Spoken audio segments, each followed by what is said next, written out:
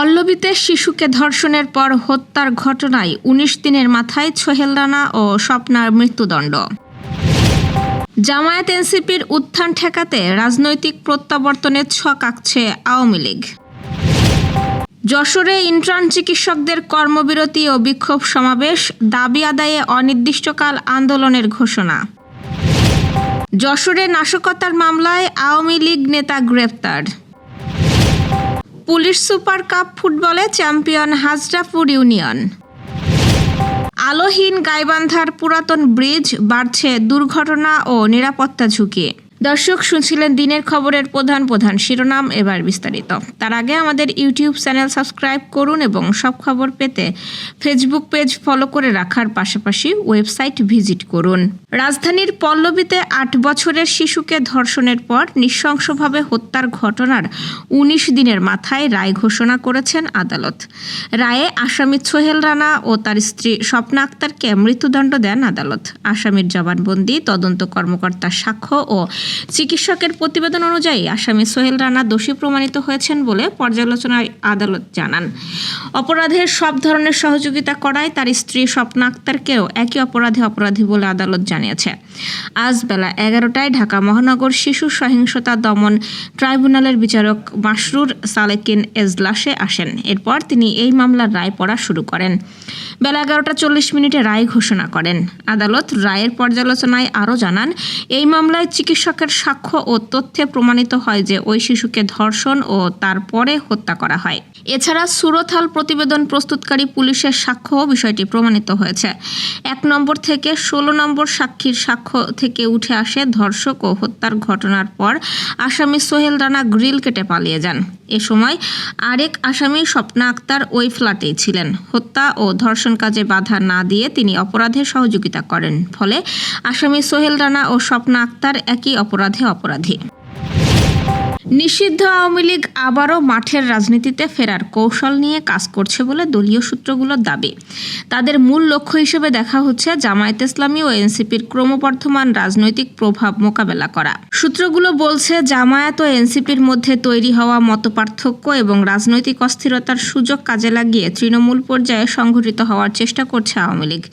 ইতোমধ্যে দেশের বিভিন্ন স্থানে ঝটিকা মিছিলের মাধ্যমে নিজেদের উপস্থিতির জানান দিচ্ছেন দলটির নেতাকর্মীরা। তবে আওয়ামী লীগের রাজনৈতিক পুনর্বাসনের যে কোনো প্রচেষ্টার বিরোধিতা করেছে জামায়াত, এনসিপি এবং বিএনপির নেতারা। তাদের বক্তব্য, জুলাইয়ের ঘটনা সহ বিভিন্ন অভিযোগের বিচার শেষ না হওয়া পর্যন্ত আওয়ামী লীগের রাজনীতিতে ফেরার সুযোগ নেই। অন্যদিকে রাজনৈতিক বিশ্লেষকদের মতে, আওয়ামী লীগ যদি রাজনীতিতে ফিরতে চায় তাহলে নতুন নেতৃত্ব ও নতুন কৌশল নিয়ে এগোতে হবে।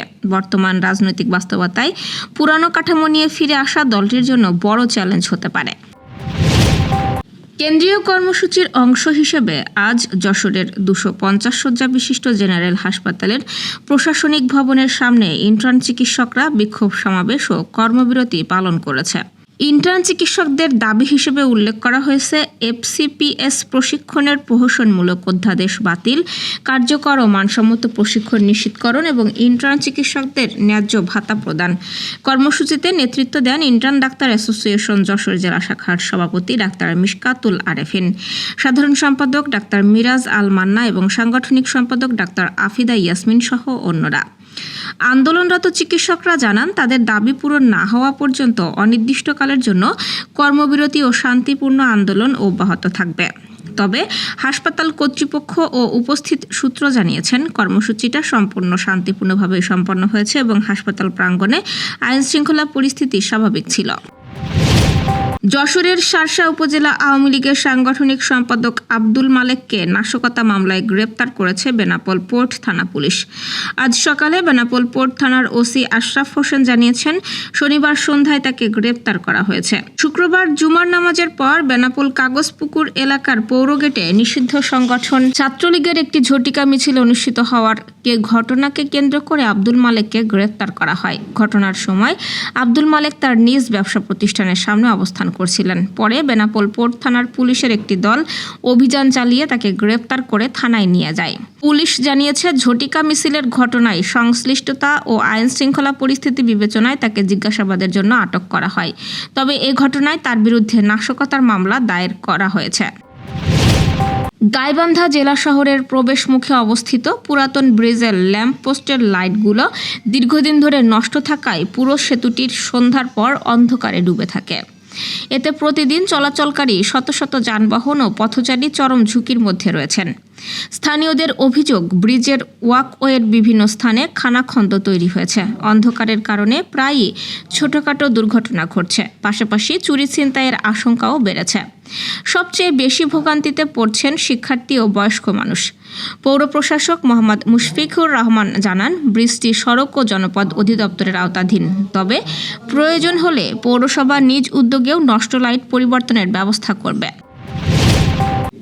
মাগুরায় পুলিশ সুপার কাপ সম্প্রীতির ফুটবল টুর্নামেন্টে চ্যাম্পিয়ন হয়েছে হাজরাপুর ইউনিয়ন ফুটবল একাদশ। শনিবার রাউতরা স্কুল মাঠে অনুষ্ঠিত ম্যাচে তারা ৩-১ গোলে হারায় মাগুরা জেলা পুলিশ একাদশকে। খেলার প্রথমার্ধেই ২ গোল করে এগিয়ে যায় হাজরাপুর ইউনিয়ন। পরে পুলিশ একাদশ একটি গোল শোধ করলে বিরতিতে স্কোর দাঁড়ায় ২-১। দ্বিতীয়ার্ধের শুরুতেই আরও একটি গোল করে ব্যবধান বাড়ায় হাজরাপুর। এরপর আর কোনো গোল না হলে ৩-১ গোলের জয় নিয়ে মাঠ ছাড়ে তারা। সামাজিক সম্প্রীতি ও যুব সমাজকে খেলাধুলায় উৎসাহিত করতে আয়োজিত এই টুর্নামেন্ট শেষে বিজয়ীদের হাতে পুরস্কার তুলে দেন পুলিশ সুপার। এ সময় স্থানীয় গণ্যমান্য ব্যক্তি, ক্রীড়াপ্রেমী দর্শক ও বিভিন্ন শ্রেণী পেশার মানুষ উপস্থিত ছিলেন। দর্শক, এ ছিল দুপুরের আয়োজন। সন্ধ্যার খবর দেখার আমন্ত্রণ রইল। এতক্ষণ সাথে থাকার জন্য ধন্যবাদ।